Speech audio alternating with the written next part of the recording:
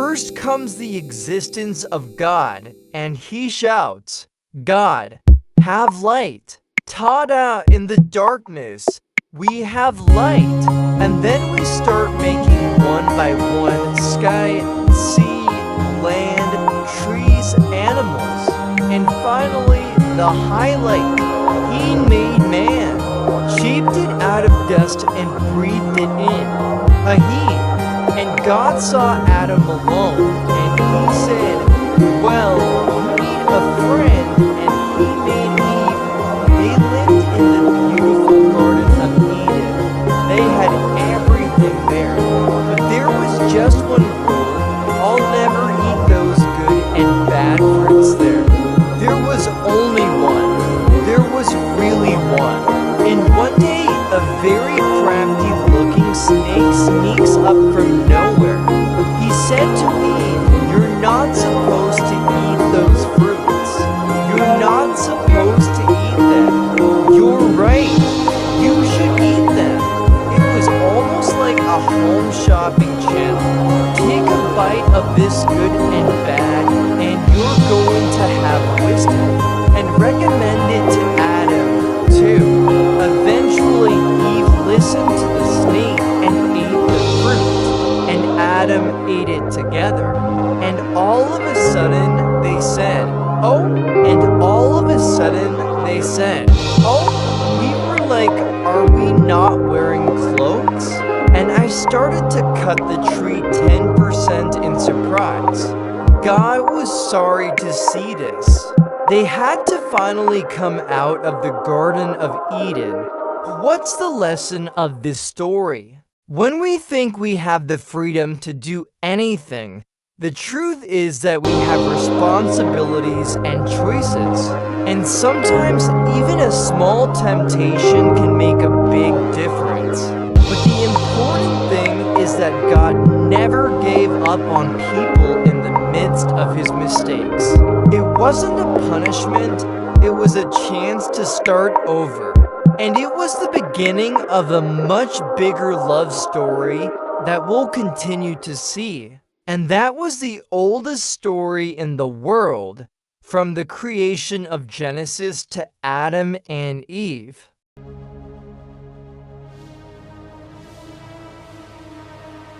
Once upon a time, a long time ago, God created the world and built the first man, Adam and Hawa. The couple had two sons. Their brother's name was Cain and the younger brother was Abel. The two brothers had very different personalities. Cain was a land farmer and Abel was a shepherd who took care of sheep. He may seem like an ordinary brother, but the story has some sad, deep-seated incidents. One day, each of the brothers sacrificed himself to God. Cain chose his first lamb, the healthiest and the strongest, from his flock. Strangely enough, God was pleased with Abel's offering, but not Cain's. It wasn't just because of what he had offered. God saw what was man's heart, what was inside. Abel gave it with sincerity and gratitude, but Cain reluctantly prepared it roughly. God knew the difference in heart. Cain was so upset. Why didn't he receive my wealth? My heart was getting hurt and I started to get jealous. And the jealousy turned into anger. One day Cain called his brother Abel out into the field. Cain said to his brother Abel, "Let's go out into the field." And when there was no one there, Cain couldn't overcome his anger and killed his brother Abel. This was the first biblical murder of all time. He hurt his brother out of jealousy. God knew everything. He asked Cain quietly, "Cain, where is my brother Abel?" He turned his head and answered, "I don't know. Am I the one who protects my brother?" But God said, "My brother's blood was screaming at me from the ground." Cain was punished. It became difficult to farm the land anymore, and he was wandering the world. But God didn't abandon him completely. He marked so that no one else could hurt him and protected Cain to survive. There are many things we can learn from this story. First, God sees the mind rather than the appearance. And second, jealousy can destroy our hearts and break relationships. If Cain had confessed his feelings honestly, acknowledged that he hated his brother, and asked for help, the result might have been different. There are times when we're jealous or jealous of someone. That's when I ask myself, what am I acting with right now? And tell God how you feel. Choosing gratitude over comparison, love over envy, that's the real lesson that this story teaches us. There's something more surprising waiting for us in the next story, too. See you next time.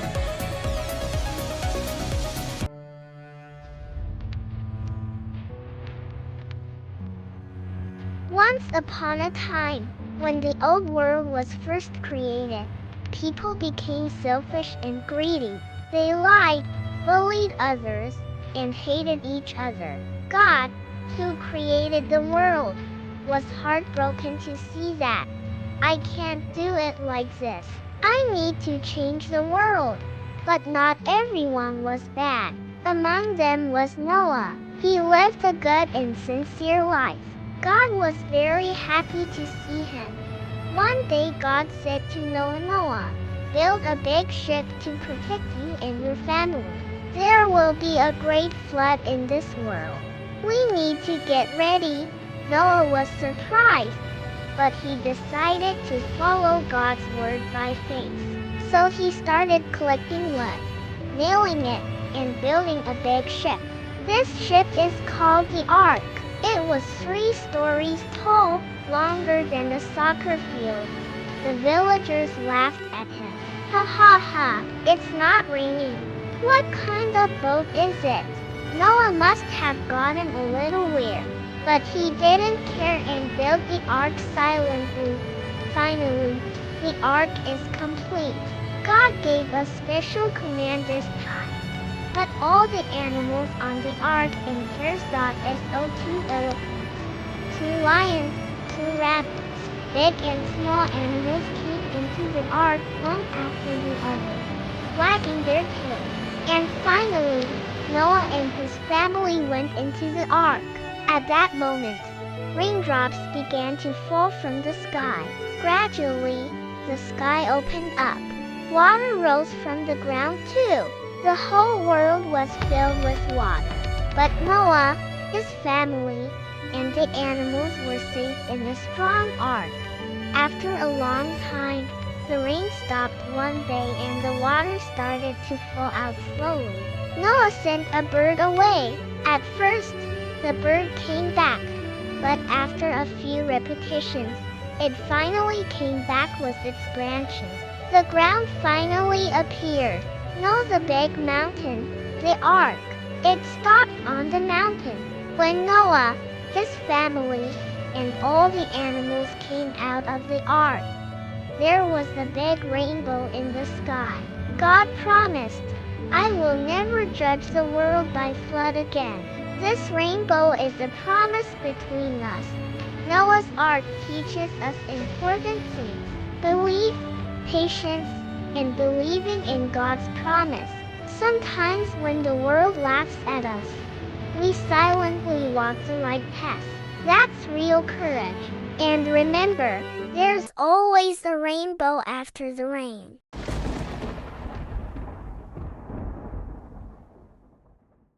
Once upon a time, when the story of Noah's Ark was over, people started living on the ground again. But then, as people started to hit their heads with each other, more and more people, they came up with an interesting idea.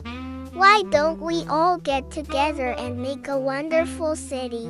Let's build a tall tower that reaches the end of the sky. Wow! That will show us how amazing we are. So people started to build towers by roasting sand and soil and making bricks. The tower got taller and taller, and people became more proud of their power and skills. We are amazing. What a tower that reaches the sky. Now our name will be remembered forever. Let's live together in this city without being scattered.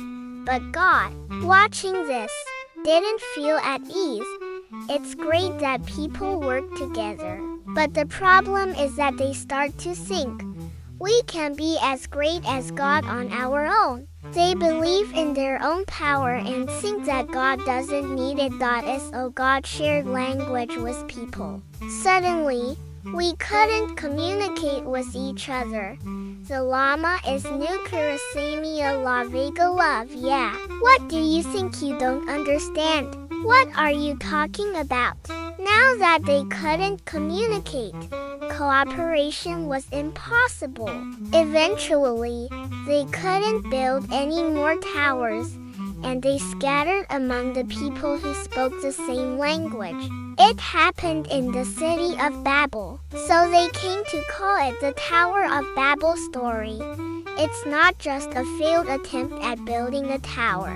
What's more important than a tower that reaches the sky is where our hearts are headed. It's wonderful to cooperate with each other, but when pride is established in our hearts, everything can eventually falter. The Tower of Babel is telling us, isn't it really about your humble heart looking at the sky, not your heart above the sky? People who tried to reach the sky, what were they missing in the end? Where is the Tower of our hearts headed today?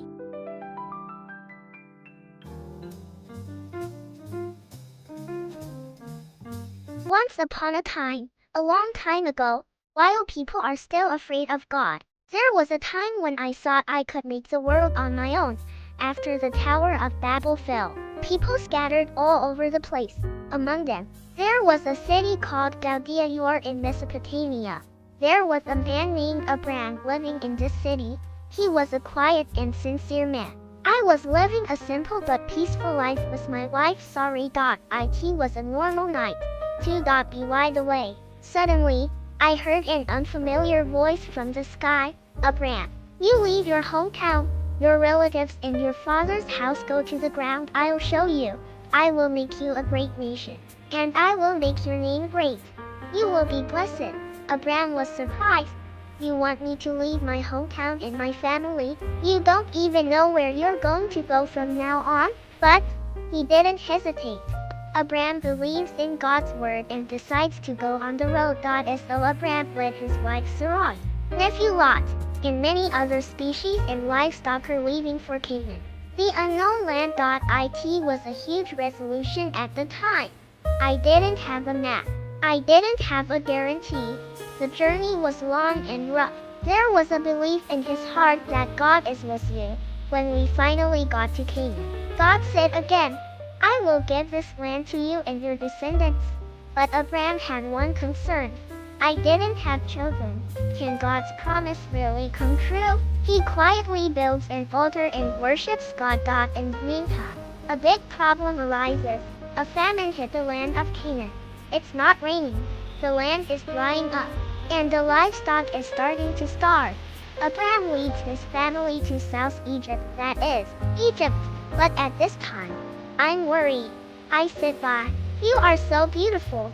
If the Egyptians coveted you, you could kill me and take you away. That's what I'm saying. Let's call you my sister. Sarai was worried, but she decided to listen to her husband. I didn't know what the choice would be like. As soon as we arrived in Egypt, the beauty of the sand spread became subject to take her to the palace. Pharaoh tried to make her his wife. Abraham couldn't speak and had to stay still. He was afraid of losing his wife because of his choice. I prayed quietly to God. To that time, things happen. Suddenly, a disease circulates in Pharaoh's house, and disaster strikes. You mean this woman was your wife? Why did you lie? It brought a great disaster to my house. Leave now, with this woman, with all your possessions. In the end, Abraham and Sarai escaped Egypt safely, bringing more wealth, livestock, and species back to the land of Canaan. He made a mistake. He fell in fear, but God still kept him, and he did not forget his promise. Abraham, who came back, built an altar, prayers of thanks to God. Abraham wasn't perfect. Sometimes I made mistakes, feared, and lied, but he was a believer of the Word of God. The first step in faith is not to know every sin. It starts with following step by step. God values the determination of our faith, rather than our fragility. The next episode of Crossroads was my nephew. In the night looking at the stars in the sky, how will Abraham's faith grow? Continued in the second episode.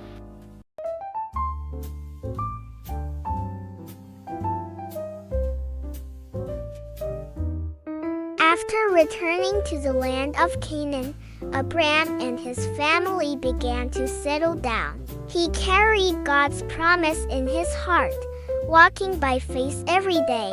But as time went by, a new problem emerged. They simply had too much. Abraham's nephew, Lot, also owned massive herds and many servants. Soon, the land could not support both of them. Arguments broke out between their shepherds. This well is ours. No, we were here first. Fearing a family feud, Abraham stepped in. He said to Lot, "We are family. Let's not quarrel. If you go to the left, I will go to the right. If you take the right, I will take the left." Lot chose a lush, green plains near Sodom land that looked perfect to the eye. Abraham stayed in the remaining land. That night, God called Abraham outside. The sky was filled with countless twinkling stars. God said, "Look up. Can you count the stars? So shall your offspring be." Abraham looked at the sky and simply nodded. Even though he had nothing yet, he chose to believe. As Genesis 15:6 says, Abraham believed the Lord, and he credited it to him as righteousness. But years turned into decades, and Sarai still could not have a child. She grew desperate. "Maybe God won't give me a child directly," she thought. She told Abraham, "Sleep with my servant Hagar. Perhaps we can build a family through her." Abraham agreed, and Hagar soon became pregnant. But this human shortcut brought pain. Hagar began to look down on Sarai, and Sarai's heart was filled with bitterness. "This is all your fault," she told Abraham. The conflict grew so intense that Hagar fled into the wilderness. There, an angel of God met her and said, "Hagar, go back. Your son, Ishmael, will also become a great nation." Ishmael's name means God hears. When Abraham reached 99 years old, God appeared again. This time, he changed their names to mark a new beginning. "Your name shall be Abraham, for you will be a father of many nations. And your wife shall be Sarah. She will be a mother of nations. I will surely give her a son." Abraham fell face down and laughed. "I am 100 years old, and Sarah is 90. Even Sarah laughed to herself behind the tent. But God said, "Is anything too hard for the Lord? You shall name the child Isaac, which means laughter." God's promises may seem slow to us, but He never forgets. Faith is not about rushing the results. It is about waiting for God's perfect timing. In the next episode, Isaac is born, but then God asks for him back. The ultimate test of faith begins. To be continued in part 3.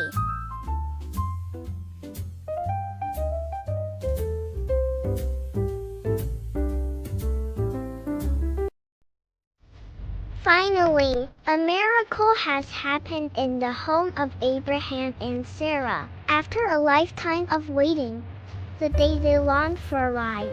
Sarah gave birth to a son. Sarah was 90, and Abraham was 100 years old. Sarah laughed and said, "God has brought me laughter." They named the boy Isaac, which means laughter. God's promise may have seemed late, but it was fulfilled at the most perfect moment. Isaac grew up bringing pure joy to his parents. But a shadow loomed over their home. It was Ishmael, the son of Hagar. When Sarah saw Ishmael mocking Isaac, she could no longer remain silent. Abraham, send away this slave woman and her son. Abraham was deeply distressed, for Ishmael was also his son. But God spoke to him. Listen to Sarah. Do not be afraid, for I will also make Ishmael into a great nation, with a heavy heart. Abraham sent them away, trusting God with his firstborn's future. Years passed, and Isaac became a young boy. Then, God spoke to Abraham again with a command that was impossible to understand. Abraham, take your son, your only son, whom you love, Isaac, and sacrifice him as a burnt offering on the mountain I will show you. Abraham was speaking. Isaac was the very soul of God's promise. Yet, without a word of protest, Abraham rose early the next morning and set out toward the mountain. Isaac carried the wood, while Abraham carried the fire and the knife. They climbed in silence until Isaac asked, "Father, where is the lamb for the sacrifice?" Abraham replied steadily, "My son, God himself will provide the lamb." At the summit, Abraham built an altar and bound his son. Isaac stayed silent, looking at his father with eyes full of trust. As Abraham raised the knife, a voice called from heaven, "Abraham, Abraham, do not lay a hand on the boy. Now I know that you fear God, because you have not withheld your only son from me." Suddenly, Abraham saw a ram caught in the thicket. He sacrificed the ram instead of his son, weeping tears of gratitude. He named that place Jehovah Jireh, the Lord will provide. That day, Abraham learned that God's promises never fail. Faith is trusting God even when we cannot understand. Abraham wasn't perfect, but he was a man who believed and followed. May we all find the courage to take our own steps of faith. Thank you for joining us.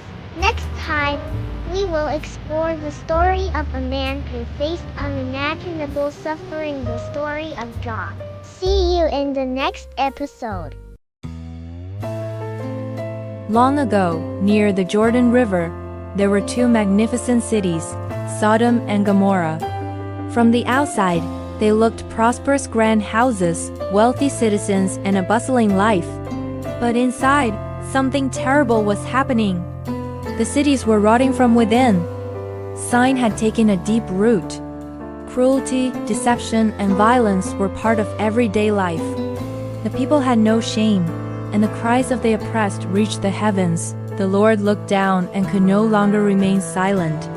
He said, "The outcry against Sodom and Gomorrah is so great and their sin so grievous that I will go down and see."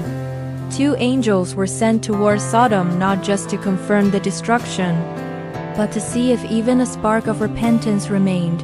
Abraham heard this news and was deeply troubled. Why? Because his beloved nephew Lot lived there. Abraham pleaded with God, "Will you sweep away the righteous with the wicked? What if there are 50 righteous people in the city? Or 40, or even 10? And the Lord answered, "For the sake of 10, I will not destroy it." The 2 angels arrived at the gates of Sodom late at night.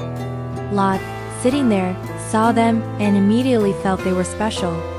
"My lords," he said, bowing down, "please turn aside to your servant's house. You can wash your feet and spend the night." Lot was determined to protect them, knowing how dangerous the streets of Sodom were. But that night, a nightmare began. The men of the city, young and old alike, surrounded Lot's house. They shouted, "Where are the men who came to you tonight? Bring them out to us, so that we can have sex with them." They sought to abuse and humiliate the guests. Having lost all sense of morality and conscience, Lot stepped outside and begged, "No, my friends. "Don't do this wicked thing. These men are under the protection of my roof." But the mob pushed forward, threatening to break down the door. At that moment, the angels reached out, pulled Lot back inside, and struck the men at the door with blindness. The wicked were left groping in the dark, unable to find the entrance. The angels turned to Lot with urgency. "The Lord is about to destroy this place. Get your family out of here. Flee for your lives. And whatever you do, do not look back. Do not stop anywhere in the plain. Run to the mountains, or you will be swept away." As the sun rose, the angels grasped the hands of Lot, his wife and his 2 daughters, and led them safely out of the city. "Hurry, run!" Behind them, the sky turned black. The Lord rained down burning sulfur on Sodom and Gomorrah. The ground shook, and the cities were swallowed in fire. But then, tragedy struck within the family. Lot's wife hesitated. Perhaps she thought of her beautiful home, her possessions, or the life she was leaving behind. Despite the warning, she stopped and looked back. In that instant, she was turned into a pillar of salt. She was physically escaping, but her heart was still tied to the fallen city. Lot and his daughter survived, finding refuge in the mountains. They lost everything, but they kept their lives. This story is more than a tale of judgment. It asks us vital questions. Is the world we live in just? Do we ignore the suffering of others? And most importantly, when God calls us to a new path, can we move forward without clinging to the past? Like Lot's wife, looking back with longing at what we should leave behind can cost us everything. Every day, we stand at a crossroads. Will we stay in the crumbling city of our old ways, or will we run toward the new life God has prepared? The choice is yours.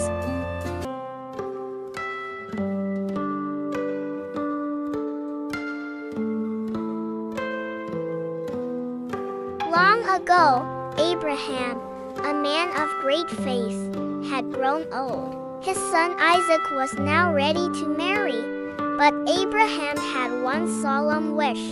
"My son must marry a woman who fears the Lord." He called his most trusted servant and said, "Go to my native land and find a wife for my son Isaac." The servant took 10 camels and set out on a long, heavy-hearted journey.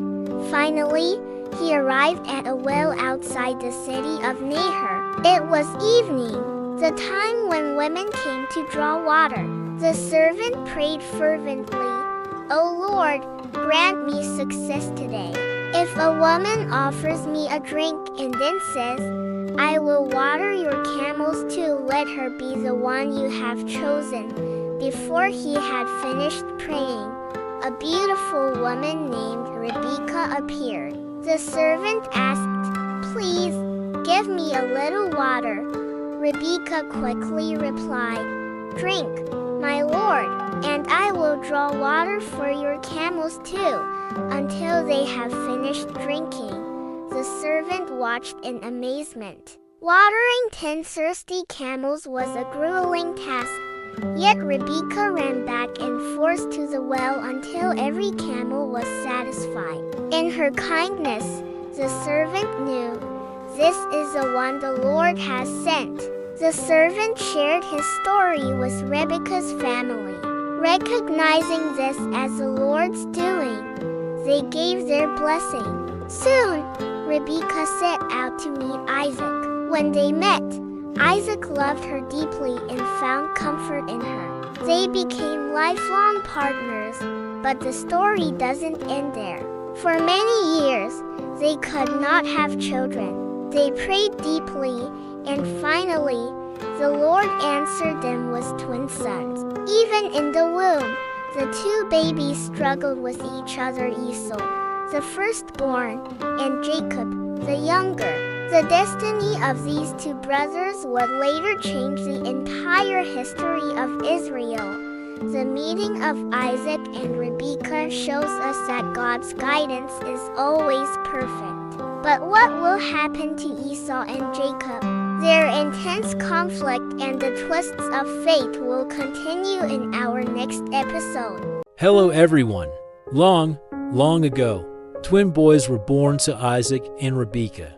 The firstborn was named Esau, and the younger brother was named Jacob, even though they were twins. They couldn't have been more different. Esau was a rugged man of the wild, a skillful hunter with a body covered in thick hair. Jacob, on the other hand, was quiet and preferred staying close to home, helping his mother around the tents. But here was the problem. Their parents had favorites. Isaac loved the taste of wild game, so he favored Esau. But Rebekah loved Jacob's quiet and clever spirit. This small difference would soon shake their family to its core. One day, Esau came back from the fields after a long hunt. He was exhausted and starving. At that moment, Jacob was cooking a delicious red lentil stew. The aroma filled the air. Esau cried out, "Jacob, please, give me some of that red stew. I'm so hungry I'm about to collapse." Jacob looked up with a sly smile and said, "Sure, brother, but there's a condition. Sell me your birthright, your special rights as the firstborn son, and the stew is yours." Esau didn't stop to think. He groaned, "Look, I'm dying of hunger. What good is a birthright to me if I'm dead? Fine, you can have it." And just like that, for a single bowl of stew, Esau gave away his most precious inheritance.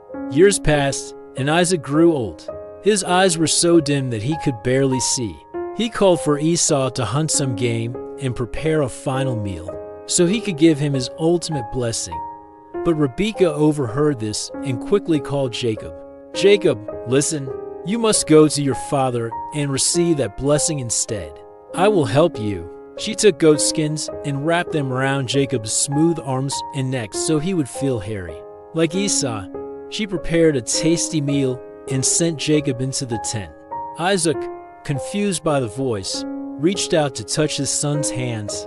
He whispered, "The voice, it sounds like Jacob, but the hands feel like Esau." So Isaac was deceived, and he prepared to give a great blessing to Jacob. Isaac prayed over Jacob, saying, "May God give you heaven's dew and earth's richness and abundance of grain and new wine. May nations serve you and peoples bow down to you. Be Lord over your brothers, and may those who curse you be cursed, and those who bless you be blessed." This was the magnificent blessing meant for Esau, the firstborn, but Jacob had taken it for himself. Just a few moments later, Esau returned from his hunt. When Isaac realized he had been tricked, he trembled violently. Esau let out a loud and bitter cry, "Father, bless me too. Is there nothing left for me?" Sadly, Isaac could only give this word, "Your dwelling will be away from the earth's richness. You will live by the sword and serve your brother. But one day you will grow restless and throw his yoke from your neck." Esau's heart turned cold with rage. "I will never forgive him. Once my father is gone, I will kill Jacob." Jacob became terrified and realized he had no choice. He had to run away, far from his home and his brother's anger. So Jacob set out alone, heading toward a distant land. He was tired, lonely, and scared. But on that journey, in the middle of a dark night, Jacob had an incredible dream. He saw a ladder reaching from earth all the way to heaven, with angels ascending and descending on it. And there, he met God. What amazing promise did God give to a man who was running away? And what will happen to Jacob in this strange new land? The next part of this incredible journey is coming up soon. See you next time.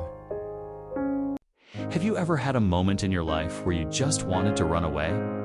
A moment where everything felt like it was falling apart and you had no one to lean on? Well, today we're meeting a man named Jacob who was in that exact spot.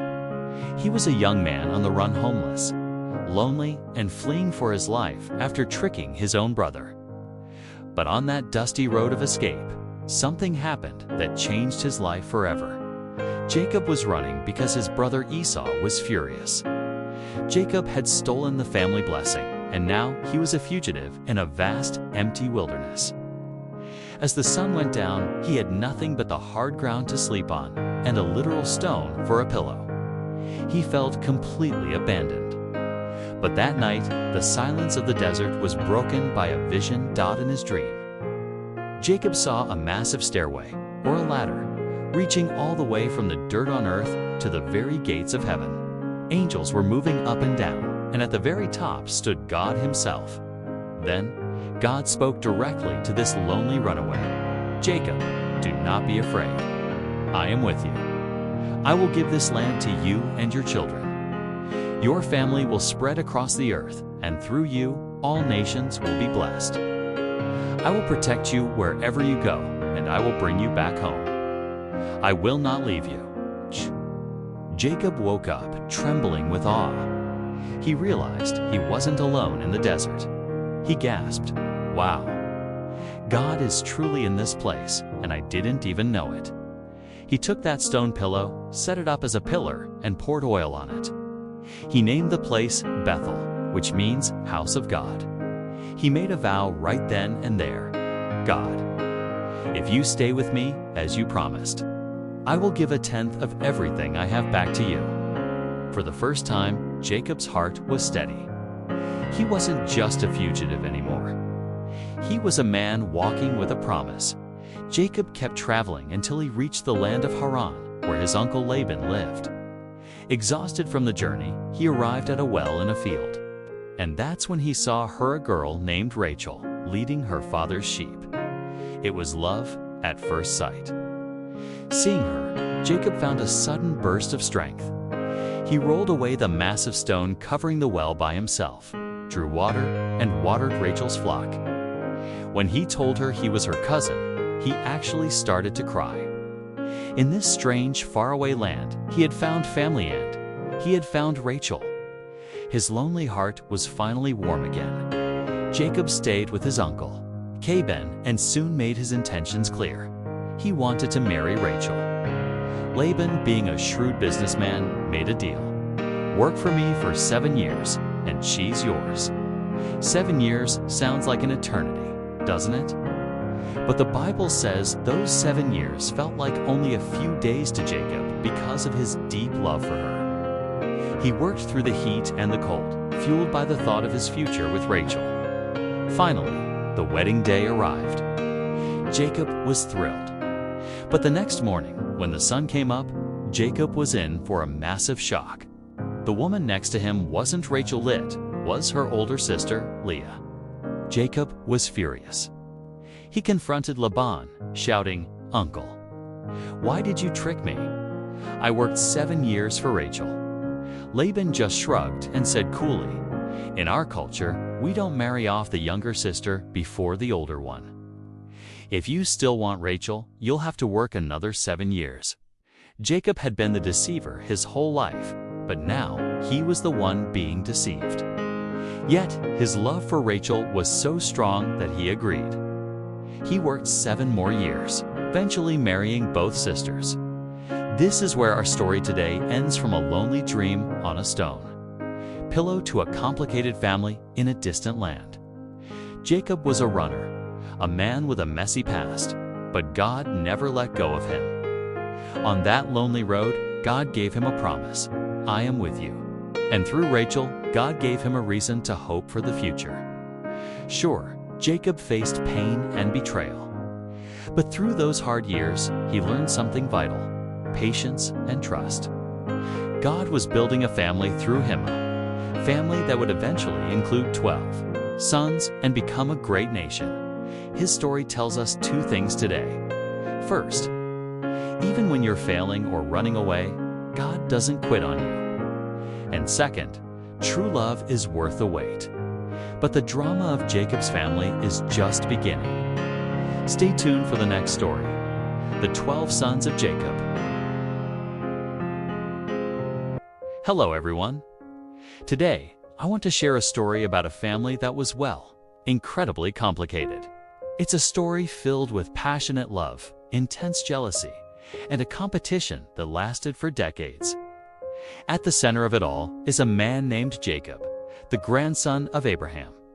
Our story picks up when Jacob travels far from home to the house of his uncle, Laban. It was there that he met Rachel. The moment he saw her, it was electric. He was head over heels in love and decided right then, "I have to marry this woman." Jacob was so committed that he agreed to work for his uncle for 7 years just for the hand of Rachel in marriage.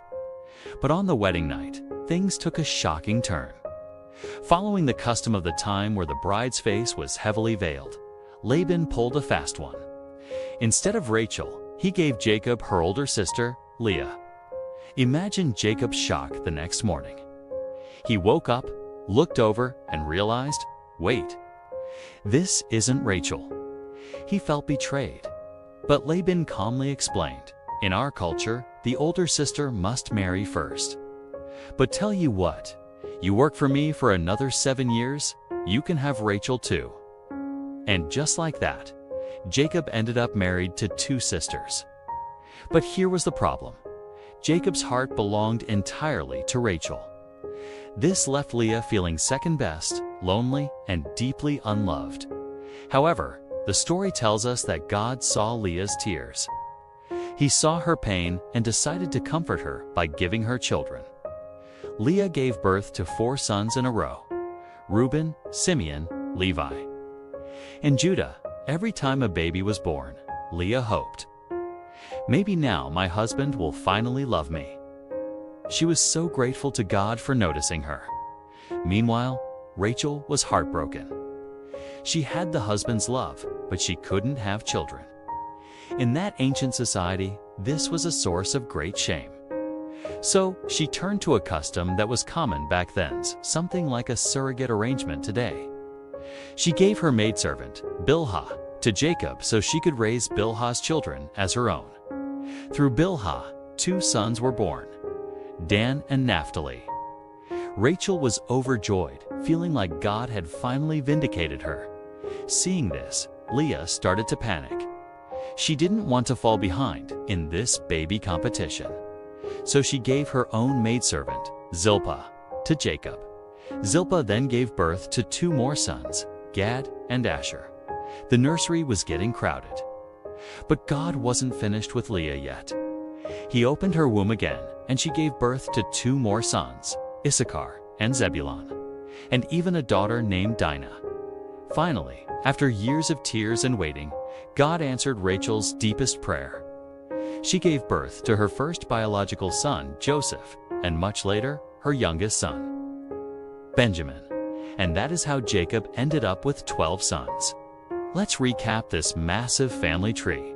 From Leah, Reuben, Simeon, Levi, Judah, Issachar, and Zebulun. From Rachel, Joseph, and Benjamin. From Bilharakos made Dan and Naphtali. From Zilpleas made Gad and Asher. These 12 boys would eventually grow up to become the leaders of the 12 tribes of Israel. Can you imagine living in that house? The tension, the jealousy, the constant racing to be noticed. It sounds like a mess. But here is the amazing part. God took this mess and turned it into a miracle. He used this broken, complicated family to fulfill a massive plan for the whole world. Leah learned to hold on to God even when she felt unloved. Rachel learned the power of patience through her long wait. And even the children of the maidservants were given a seat at the table, proving that everyone had a vital role in God's big picture. The story of Jacob's family tells us something important today. Life can feel unfair. Our relationships can be full of conflict. We make mistakes, and others mistreat us. But none of that stops God from working. He can take our tears, our struggles, and even our complicated family trees and weave them into something beautiful. So, if you're going through a hard time or feeling overlooked like Leah, or waiting for a miracle like Rachel, remember this: your prayers are heard, and your journey isn't over. Just like Jacob's family, your life is part of a much bigger, much better story that God is writing. Stay tuned for our next episode, where we dive into the incredible adventures of the most famous son Joseph. Hello everyone. Have you ever felt that pit in your stomach when you have to face someone you've deeply hurt in the past? Today, we're continuing the story of Jacob. This part of his life is all about the courage to say I'm sorry. and the incredible power of a fresh start. Many years had passed since Jacob left home. He was now a very wealthy man with wives, many children, and massive herds of livestock.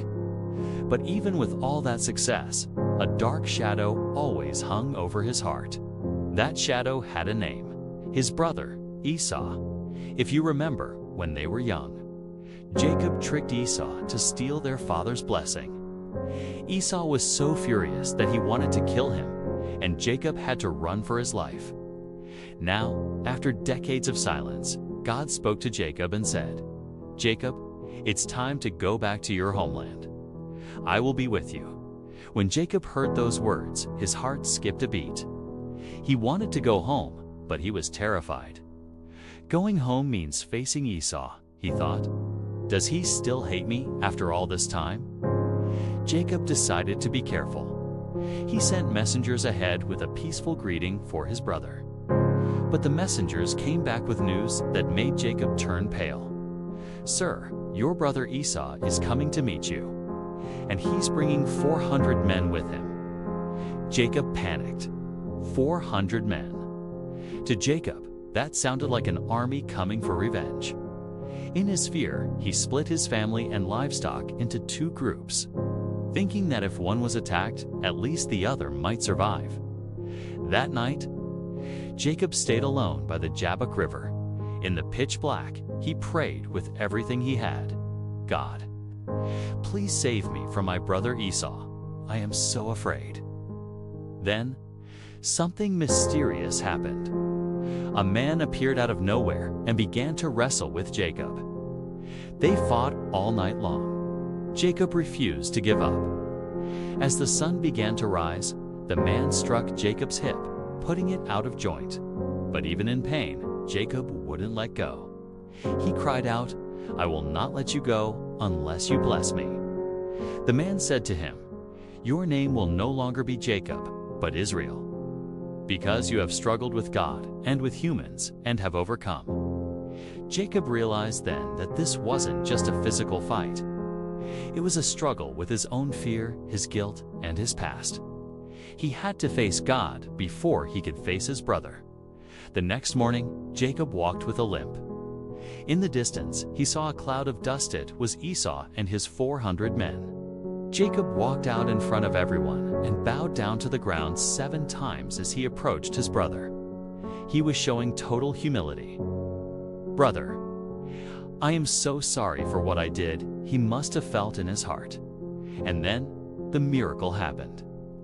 Instead of drawing a sword, Esau ran toward Jacob and threw his arms around him. He hugged him, kissed him, and they both started sobbing together. "My brother, it's okay now. I've missed you so much," Esau said. All the bitterness and anger from those 20 years melted away in that one embrace. Jacob realized that God had truly touched Esau's heart. It wasn't his own cleverness that saved him. It was pure grace. Friends, Jacob's journey back home wasn't just a trip.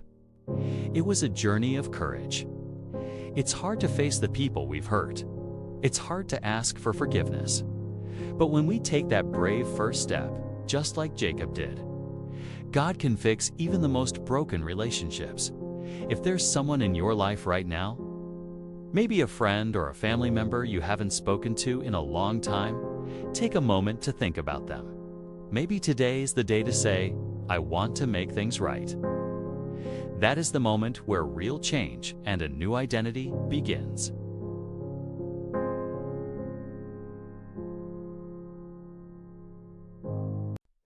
Once upon a time in the land of Canaan, there lived a man named Jacob. And guess what? He had 12 sons. 12. With that many brothers running around, the house was never quiet. There was always some kind of trouble, pranks, arguments, you name it. Every single day was an adventure. But out of all 12, there was one son Jacob loved just a little bit more. His name was Joseph.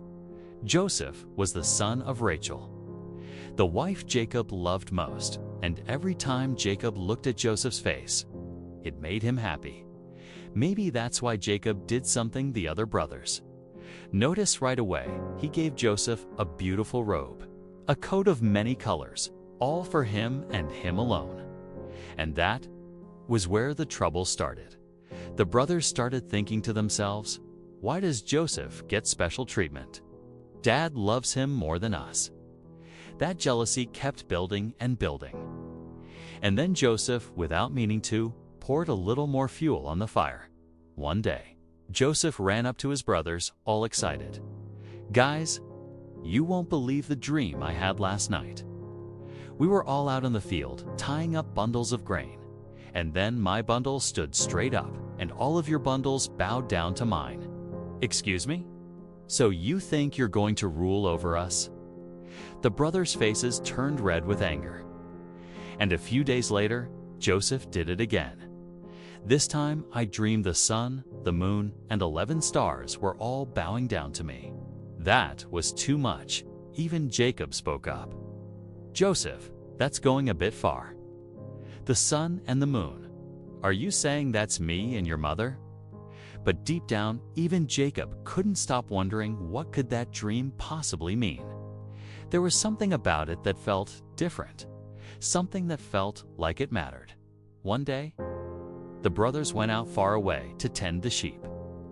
Jacob turned to Joseph and said, Joseph, go check on your brothers and see how they're doing.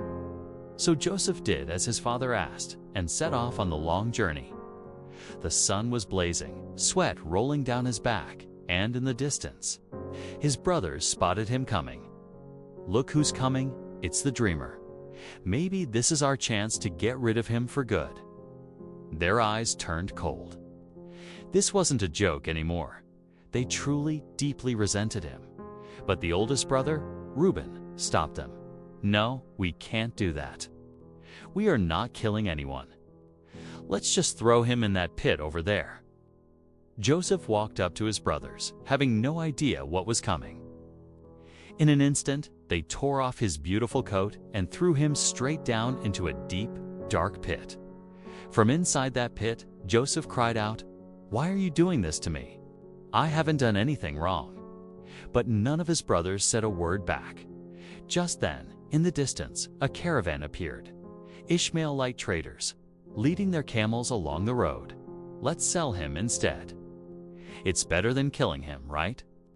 That way, we don't get blood on our hands and we still make some money.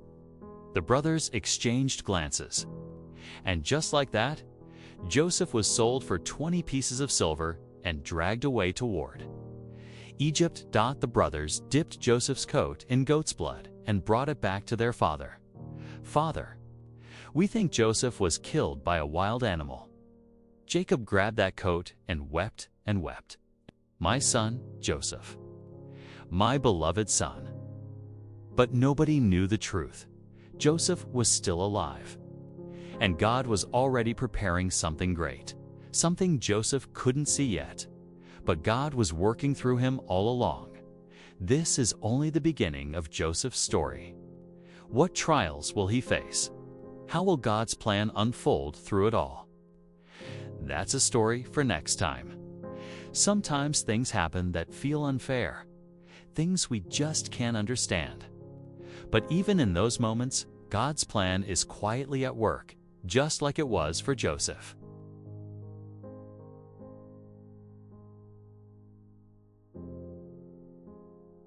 Egypt. Massive pyramids rising against the sky. A river valley alive with the sound of singing, and in the middle of it all, a young Hebrew man. His name was Joseph. He was his father Jacob's favorite son. But his own brothers, driven by jealousy, sold him into slavery and shipped him off to Egypt. In a single day, Joseph lost his family, his freedom, everything. But he didn't lose his faith. He believed the God who sent him hadn't abandoned him. So instead of bitterness, he chose gratitude. Instead of giving up, he chose to work hard every single day. Joseph was sold into the household of Potiphar, one of Pharaoh's officials, the captain of the guard, a man of real power. At first, Joseph was given the lowest jobs, but he never did anything halfway. Whether he was dusting a shelf or setting a table, He did it with quiet integrity. Everywhere his hands touched, order followed. Everywhere he was put in charge, peace followed. Potiphar noticed. This young man is different. So he put Joseph in charge of everything he owned. And under Joseph's care, the household prospered, the flocks multiplied. The people were at peace. The Egyptians started whispering that Hebrew God is with him. But here's the thing about blessing. It always attracts envy. Potiphar's wife started noticing Joseph too. His diligence, the way he carried himself, even his faith. But Joseph wouldn't budge. I can't betray my master's trust, he told her, and I can't sin against God. She couldn't take the rejection, so she lied. She screamed that Joseph had attacked her, and every piece of evidence pointed his way. It didn't matter how loudly Joseph protested his innocence. Nobody listens to a slave. That day, they put him in chains and dragged him to prison. Deep down, Potiphar probably knew the truth. But pride and anger kept his mouth shut. Joseph's whole world had just collapsed. He was a prisoner now, and not a single person believed him.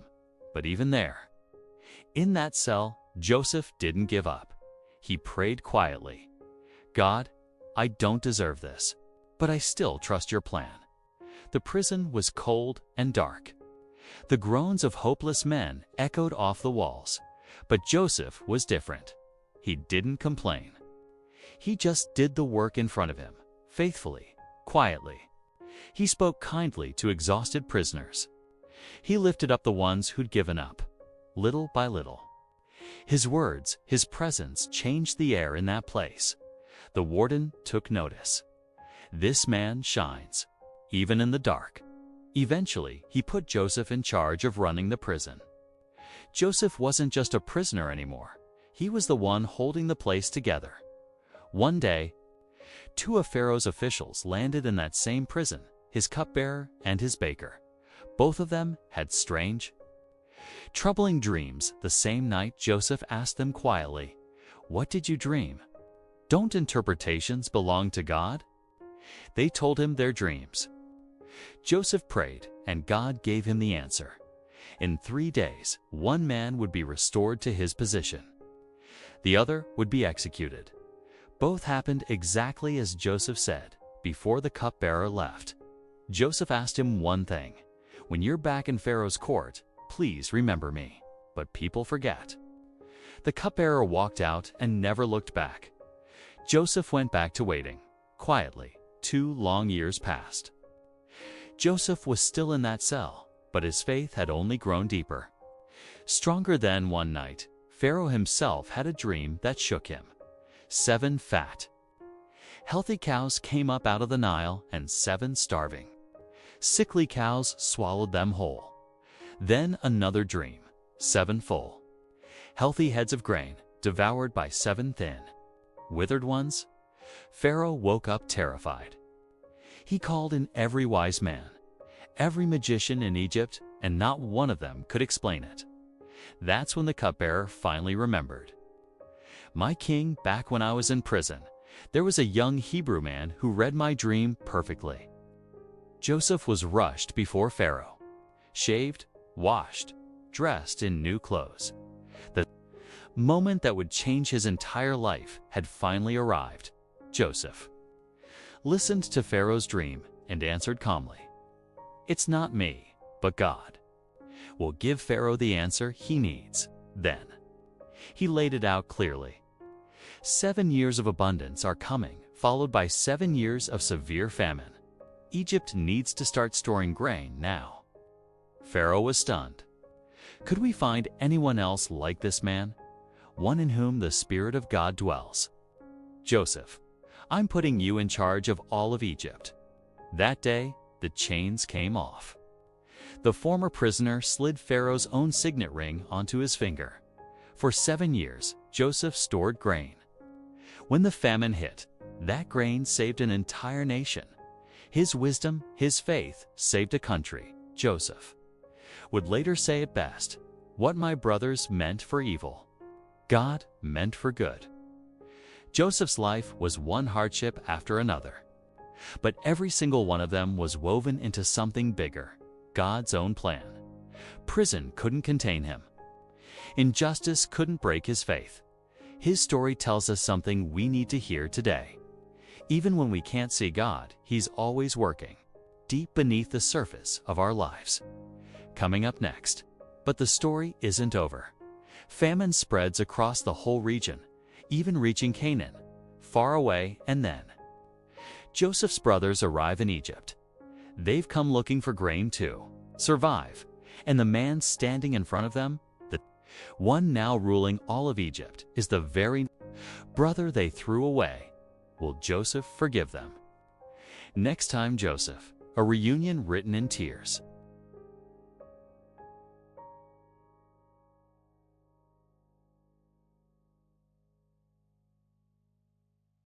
For years, famine had covered the whole land. No rain fell. Fields cracked open. Grain stores everywhere ran dry. But Egypt was different. One man had made sure of that. His name was Joseph. He'd gone from prisoner in a jail cell to Prime Minister of Egypt almost overnight. And with God's wisdom, he'd spent 7 years of plenty storing up grain for what was coming. People started calling him the man who saved lives. But somewhere deep in Joseph's heart, there was still a shadow that never quite went away. The brothers who had sold him as a slave. That memory was old now, but it hadn't disappeared. When the famine reached all the way to Canaan, Joseph's brothers made the journey to Egypt looking for food. The moment they bowed down before him, Joseph knew exactly who they were, but his brothers. They had no idea, not even in their wildest dreams, that this was Joseph. Joseph took a breath and thought to himself, have they actually changed? So he didn't reveal who he was, not yet. He decided to test them first. He started by asking where they'd come from and about their family. When he asked about their family, he told them something seemed suspicious and demanded they bring back their youngest brother. Joseph's expression gave nothing away. The brothers had no choice but to go back, and eventually they returned with the youngest, Benjamin. Seeing him, something in Joseph shook loose. But he still wasn't ready to say the word forgiveness. Not yet. One more test. On their way back to Canaan, Joseph had his silver cup planted in Benjamin's sack.